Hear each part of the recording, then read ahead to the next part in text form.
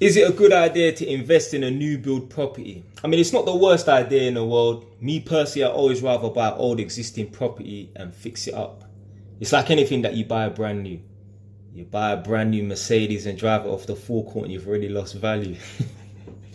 Oh, you know what? Look out for man. One day I'm going to be a fucking icon, you know. What's an icon? You see a man like Andrew Tate? He's an icon. You could get a child in school to draw the shittest cartoon character ever. No drawing capability whatsoever. As long as that motherfucker's light skinned with a bald head, wearing sunglasses, talking about the Matrix is coming for us, you know that motherfucker's Andrew Tate. One day there will be memes and cartoon characters about me. Yeah? There will be a man with a fucking high top with a slit going through his eyebrow and that, talking about blood. Don't buy no fucking Mercedes. Get a property. That would be me. Look out for man, innit? But in terms of buying a new build property, I would always rather buy an existing property, because when you buy something brand new, it could even be a PlayStation. It's going to be worth X, but really and truly, one that is a month old is always going to be worth a little bit less. It's going to be cheaper and that. So you're paying a premium when you buy something that's brand new. Same thing with the cars and that. A car might be 30 grand brand new, fresh out of the showroom. You drive off that forecourt, what's it, lost like 5 or 15%, whatever it is. So buying a new build property, I mean, there's perks, there's pros and there's cons. I remember I've been into them show homes and that. And when they have them new build developments, they'll have like a show home. And I remember I went into one and I noticed like the banister, you know, the wooden banister that goes up the staircase and that. There was all cracks in that. I'm like, why is it all cracked up and that? They're like, because there's still movements in the ground, the foundation isn't settled and that, you're going to get movement. So you will get little cracks and nonsense like that on the wall. I'm thinking, blood, this is a brand new property. Yeah, I don't want to be waiting for this to be happening in the next year or two. Forget that.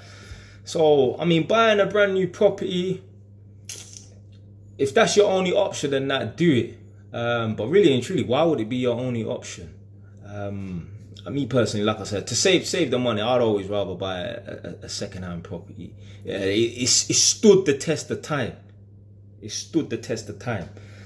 So yeah, the only time I knew of buying a property off plan, buying a brand new property, was a good idea. It was basically in Tottenham. There's a road called Lawrence Road that takes you from Phillip Lane to West Green Road, and I spoke about this before.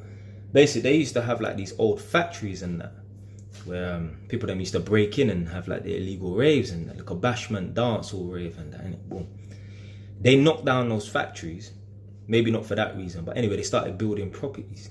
Now Tottenham is on the up and coming, and especially it was a couple years ago anyway. They started doing it up, putting money into it, like man seeing Sainsbury's and that pop up and Costa Coffee and all these little coffee shops popping up and that.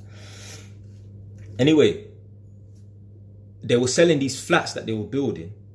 If you bought it off plan, obviously, yeah, do you know what? The only time you have to buy a brand new build is if you buy it off plan, because then you get it cheaper. That's when it's a good idea. But these properties, if you bought it off plan, obviously you're going to get it at a discounted rate. But even forget about buying it off plan, because Tottenham was such on the up and coming and that, there was people buying a flat for, let's say, 300 grand off plan. By the time it was built, it was worth like 350, 360. It gone up in value so fast because Tottenham was on the up and coming and that. So, me personally, like I said, I'd always rather buy a second-hand existing property. There's no problem with buying an old 1940s, 1800 property and that it stood the test of time. These properties nowadays, man, they're like cardboard boxes. They're just throwing them up. I've seen them videos there. There's man that have TikTok accounts just based on going around doing snags, and the work is shocking. So yeah, man, I'd always buy an existing property, man. Yeah, I wouldn't be buying no brand new property. Anyway, man, that's it.